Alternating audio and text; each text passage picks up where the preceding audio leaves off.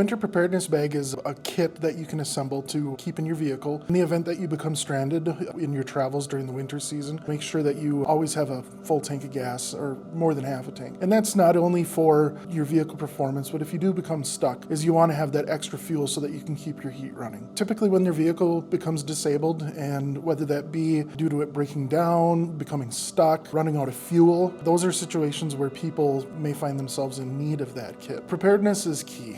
That's really what we emphasize. And if you do need to travel, make sure you do have your phone. Make sure it is charged. Make sure you have that phone charger. Let people know where you're going to be traveling.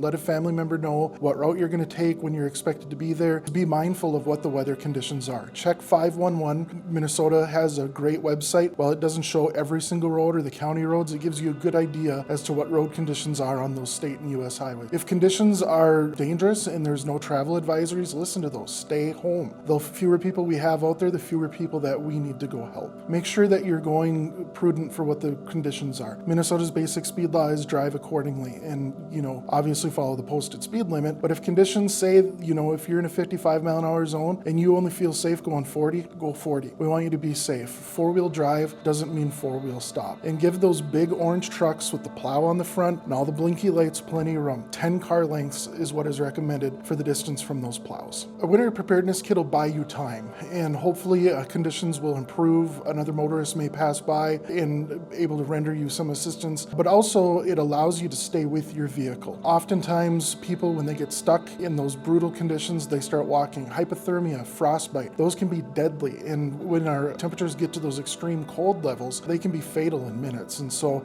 it buys you time, and it has warm clothing for you to stay with your vehicle. I'm on the Alaska Volunteer Fire Department, and today we're talking about the Winter Preparedness Bag. This is something that we should all have in the trunks of our vehicles. Our goal was to put this together in the least expensive way that we possibly could. It could be as simple as a grocery bag, or we go to Goodwill and we get a bag or a backpack, the dollar store. Pretty much any of these things are either going to be free or really inexpensive. So I like to keep a sweatshirt, a long sleeve shirt, maybe a pair of socks, a pair of gloves. We have a hat. One of the next items that's really important is a blanket. Something that we should have in our winter preparedness bag or in our vehicle is any medication that we might need.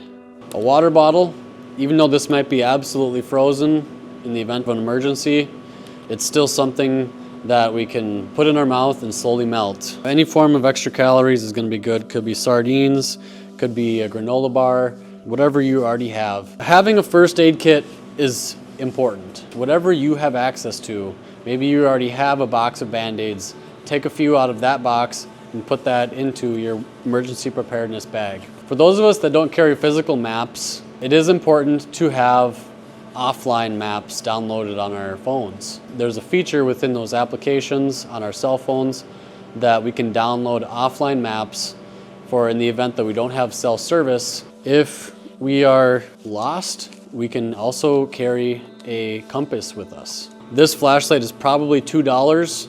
It's a really inexpensive flashlight. We're gonna want to carry extra change of batteries with this. I took an old toilet paper roll and put dryer lint in it. They're really efficient and inexpensive ways to start fires. Having a fire source, so whether that's carrying a box of matches or a cheap, inexpensive lighter. A few items that we keep outside of the bag but are really important include having a tow strap for maybe being able to pull somebody out of the ditch or pull yourself out of the ditch. This is a shovel that we got at the thrift store. And this could be used to help dig our way out of maybe being stuck. In the wintertime, our batteries die often. If we can get a jump from passerby, being prepared and not relying on somebody else to be prepared is going to make a big difference. The purpose of having kitty litter is it can be put underneath a tire that's spinning on the ice or in the snow. You can also use the floor mats that were already in your car, putting it underneath the tire to help gain traction when our vehicle is stuck. Having our winter preparedness bag in the trunk all winter is very important, It helps to reduce the stress and strain on first responders and also allows the ability to extend the amount of time that someone can safely be stranded in or outside of a vehicle.